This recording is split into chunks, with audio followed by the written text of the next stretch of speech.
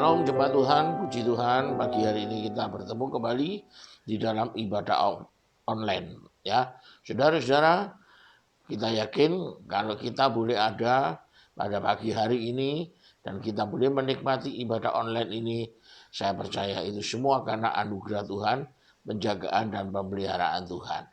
Puji Tuhan, saudara. Pada pagi hari ini saya mengambil sebuah topik firman Tuhan, yaitu pikiran kemenangan. Ya, pikiran kemenangan. Mari sebelumnya kita akan membaca terlebih dahulu sebuah ayat Alkitab yang terdapat di dalam 1 Korintus pasal 2 ayat yang ke-12. 1 Korintus 2 ayat yang ke-12. Demikian bunyi firman Tuhan.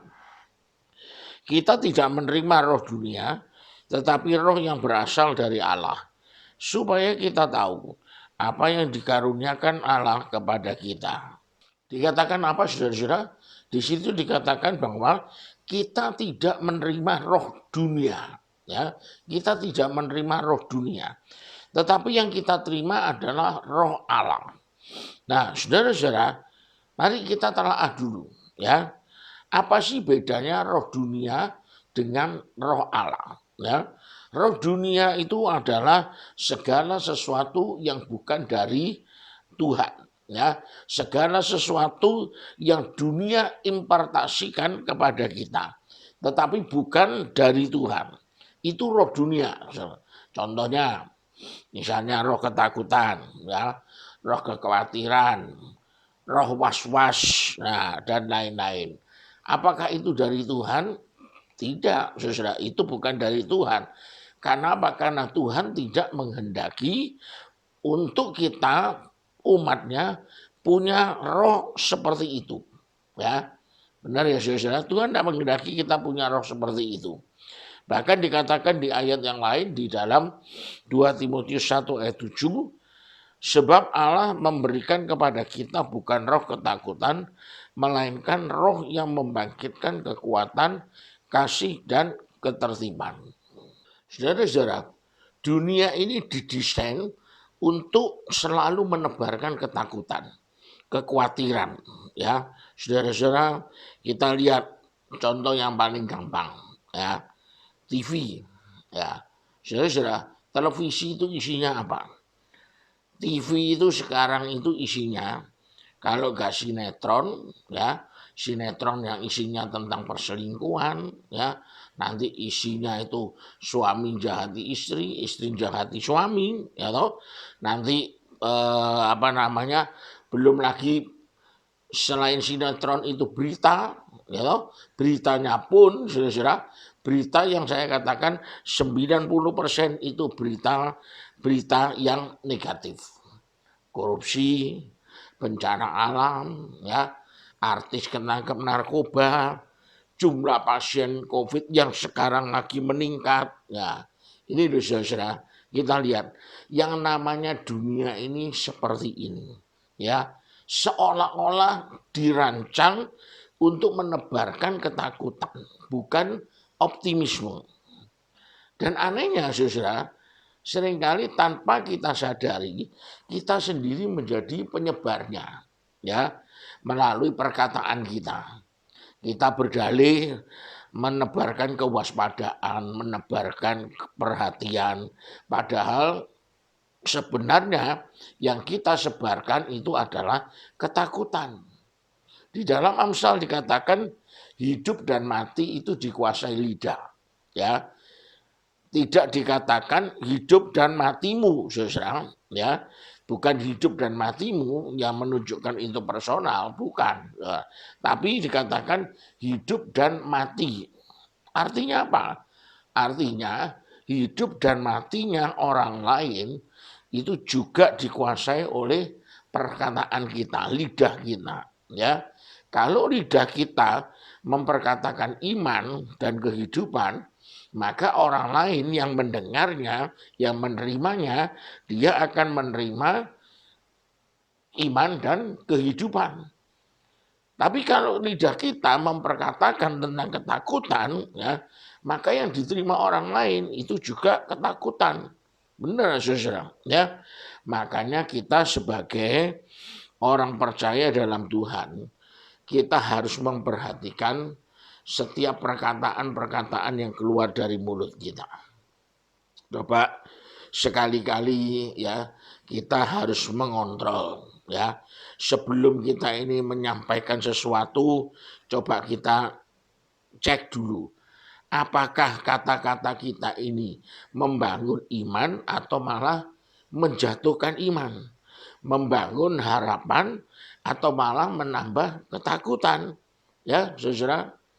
Nah, kita belajar satu kisah ya hari ini, yaitu sesuai dengan judul firman Tuhan, pikiran kemenangan. Ya, kita akan belajar dari kisah Daud dan kita akan membaca di 1 Samuel 17 ayat 42 mulai. Ya, ketika orang Filistin itu menunjukkan pandangnya ke arah Daud serta melihat dia, dihinanya Daud itu karena ia masih muda, kemerah-merahan dan elok parasnya. Orang Filistin itu berkata kepada Daud, "Anjingkah aku, maka engkau mendatangi aku dengan tongkat?" Lalu demi para alangnya, orang Filistin itu mengutuki Daud. Pula orang Filistin itu berkata kepada Daud, "Hadapilah aku, maka aku akan memberikan dagingmu kepada burung-burung di udara dan kepada binatang-binatang di padang." Nah, saudara-saudara, ketika Daud datang, ya, Daud dihina, direndahkan, ya, namanya dijelek-jelekkan, mentalnya dihancurkan, ya. Saudara-saudara, berapa banyak juga dari kita yang punya pengalaman seperti Daud, mengalami yang namanya hinaan dari orang lain, ya. Nama kita dijelek-jelekkan di publik, ya. Saudara-saudara, hampir setiap orang ketika mereka dijelekkan, ya, reputasinya jadi jelek, ya, orang itu tidak bisa terima, ya. Mereka akan down, di stres, ya. Karena apa? Karena mereka takut namanya tercemar, reputasinya hancur, saudara. Tapi Daud kita lihat, apakah dia seperti itu? Enggak, saudara. Ya, Daud punya cara berpikir yang lain, ya, mindset yang berbeda. Coba kita lihat apa mindsetnya Daud. Ya, kita baca ayat 45. Ya, tetapi Daud berkata kepada orang Filistin itu, "Engkau mendatangi aku dengan pedang dan tombak dan lembing, tetapi aku mendatangi engkau dengan nama Tuhan semesta alam, Allah segala barisan Israel yang kau tantang itu.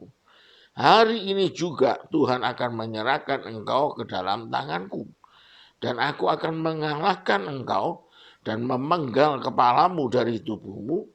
Hari ini juga aku akan memberikan mayatmu dan mayat tentara orang Filistin kepada burung-burung di udara dan kepada binatang-binatang liar, supaya seluruh bumi tahu bahwa Israel mempunyai Allah." Saudara tahu apa yang menjadi rahasia kemenangannya Daud? Kenapa kok Daud bisa mengalahkan musuh, sedangkan prajurit-prajurit Israel, pasukan-pasukan Israel yang banyak, gak ada yang berani maju. Mereka semua berdiam diri di tempat masing-masing.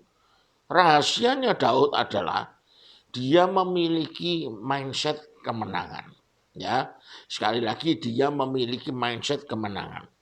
Bahkan sebelum perang dimulai, ya, dia dengan Goliat dimulai, dia sudah berkata, "Hari ini juga Tuhan akan menyerahkan engkau ke dalam tanganku." Nah, saudara-saudara, ini loh saudara mindset kemenangan. Peperangan belum dimulai, tapi dia punya keyakinan. Ya, dia pasti menang. Dia punya pikiran yang baik tentang Tuhan. Pikirannya diisi tentang Tuhan, ya, dan favor yang dia terima dari Tuhan. Ini yang dimiliki Daud sehingga membuat Daud itu bisa menang. Goliat meremehkan Daud, tapi Daud dia tidak bergeming, ya. Karena apa? Karena mindsetnya benar, mindsetnya diarahkan kepada Tuhan. Bahkan Saul pun di ayat-ayat sebelumnya juga meremehkan Daud. Tapi kita lihat saudara, pikiran Daud ya, isinya apa? Cuma pertolongan Tuhan. Coba kita lihat di ayat sebelumnya ya, kita mundur ke ayat 33. Tetapi Saul berkata kepada Daud, tidak mungkin engkau dapat menghadapi orang Filistin itu untuk melawan dia.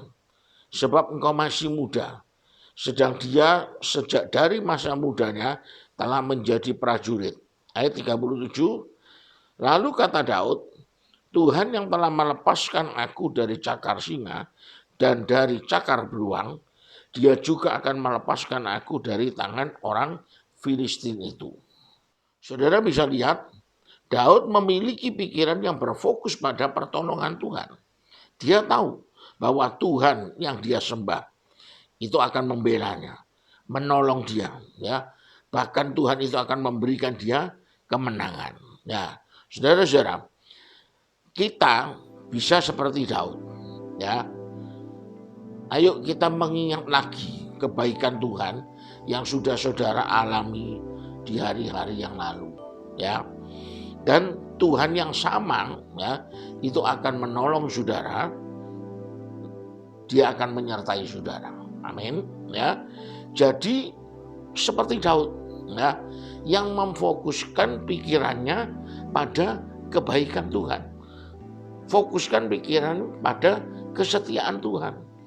Jangan menjadi seperti bangsa Israel yang pikirannya terpengaruh dengan kata-kata negatif dari musuh, dari Goliat, yang membuat akhirnya mereka menjadi takut, ya.